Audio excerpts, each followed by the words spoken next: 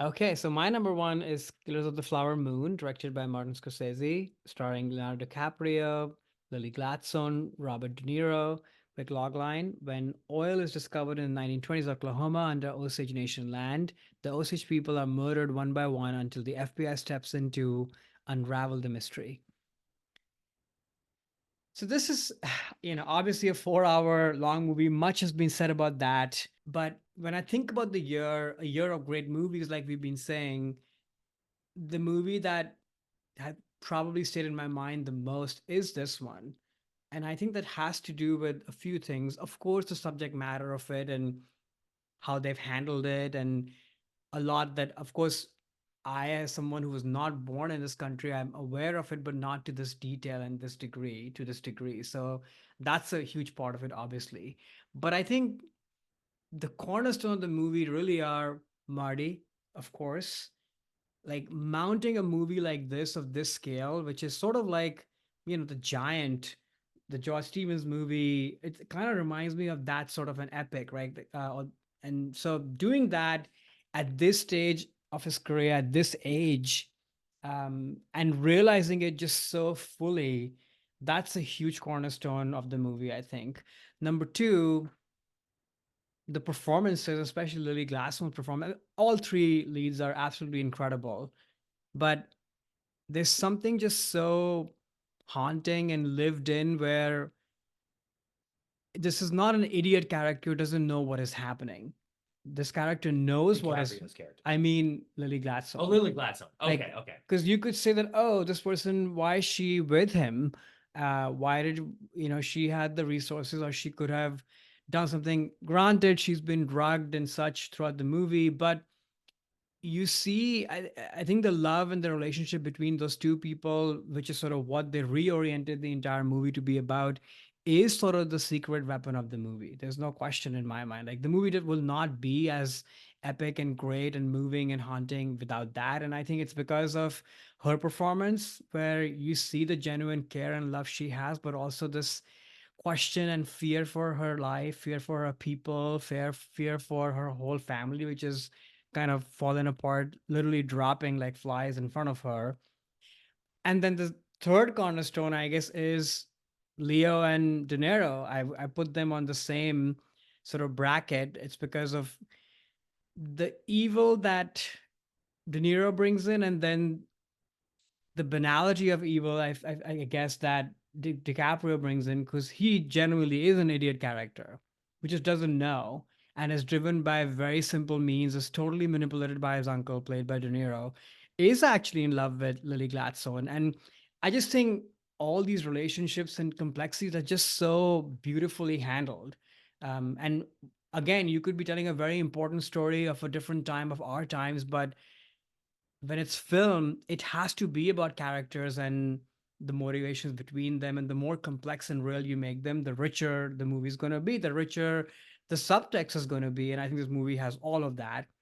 And then on top of all of this, you add all the departments that are at play, from the music to the set design and these practical sets that were created and this costumes, and you're completely transported to this world back in time, and it's all real, the stakes are palpable. And then I guess the last thing I would say is the ending of the movie. For anyone who's not watched the movie, maybe you should skip this part, but I think ending the movie in this kind of radio program and Marty kind of making an appearance and saying what he does is just so moving. And I don't want to say too much about the whole discourse of like who should be telling what story, and we're all kind of complicit in the evils that were committed in some way or the other.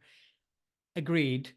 But I think to me, it's more about that this person who's made this amazing, had this amazing body of work for all these years, can redefine the way he tells stories. And at this time in his life, that's the part I take away from this. Um, and the fact that, if you're telling a good story, that story can come from anywhere. This doesn't have to be the definitive story of this subject matter. And if anything, I hope that this movie and this story has shed light on many such movies to be made, many such stories about these people from before times or today's times be told. I love that, you know. So yeah, it's kind of a masterpiece and a masterwork that I hope to watch over and over again. Yeah. Yeah, I also love this movie. It's almost was my number three. It was really hard for me to kind of Yeah. narrow this list down to three. I mean, I definitely second everything you just said. I think Marty has had such an amazing body of work, always dealing with this, darker parts of Mm-hmm. America, usually through city life and through his gangster pictures or his, Mm-hmm. his other pictures about sort of the, what America represents, American capitalism, et cetera. And I think turning his lens to the Native American genocide that is part of this country's history was just the perfect.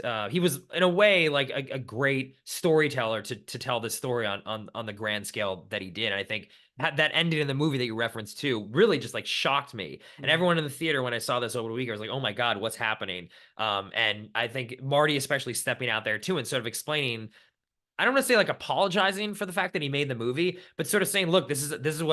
I'm an artist. This is my vision. Right. I chose to tell this story, which is a very bold move to make, and something that I don't think if he had made this movie 10, 20, 30 years ago, he would have done. And I like the fact that at this part of his career, he's able to make turn the lens even on himself and be like, look, like I'm just a storyteller here. This is the best that I can do here. Doesn't mean this is the definitive version of this story or that other people can't tell this story from different perspectives. It's just my perspectives and auteur, and I'm bringing it to this tale. And I'm glad that he did, because I don't think anyone else could have done what he did with this movie, because No. he's Marty Scorsese.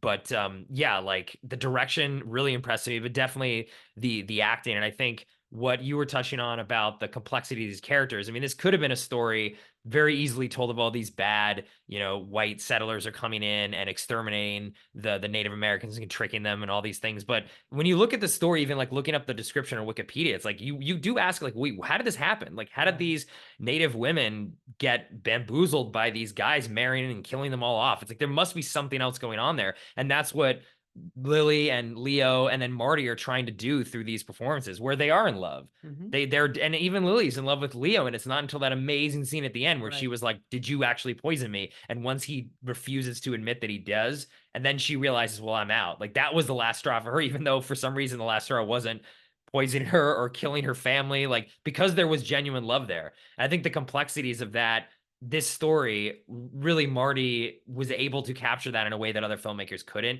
or Leo or Lily, I think too. Like they're the Mm-hmm. perfect people to tell this story because you're there sort of understanding why it's happening, even though you don't quite understand, but at the same time you do. It's just incredible. And then to juxtapose that to De Niro's character, who, I mean, what a performance from him this late in his career. I mean, just the most evil guy because he's so casual about it. He's Right. not like sitting there like twisting his mustache, like, ha ha ha, I'm gonna get rid of all these natives and take all their money. It just he's so casual. He's in every scene and he's such a nice guy and just moving around, but every move that he makes is a move where he's just trying to destroy this native community and just steal all of their wealth. But he does it with a smile in a way, and it's just a incredibly evil but amazing performance by him. It's just fascinating. And just juxtapose that against what Leo's doing. It just yeah, it's those shades that you mentioned earlier, the complexities behind the story. It's just amazing. Yeah. On I didn't speak much about De Niro, but yeah, like you said, it's so great to see him come back and do something like this. Yeah. It's kind of we've talked about this before, like Raging Bull or Sophie's Choice, where you see the actor as the character thinking and plotting or what have you, totally inhabiting. I think that's what De Niro does, Mm-hmm. where you can almost see like two faces. Like he's totally present. He's there at every event and he's the nice guy. He's Right. sort of the village elder that everybody kind of looks up to, but you can see the menace and the calculation. And you can see the lived in nature of that. It's not something that just happened.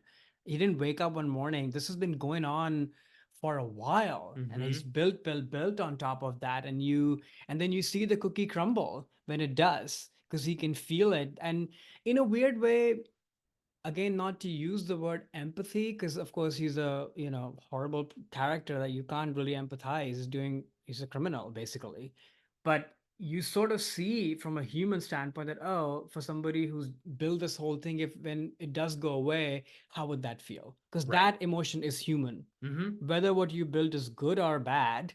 when it's taken away, it is going to suck. Exactly. And you see that. So Yeah, and I think this was for me a performance of De Niro where he's actually like terrifying, and he yeah, hasn't done that.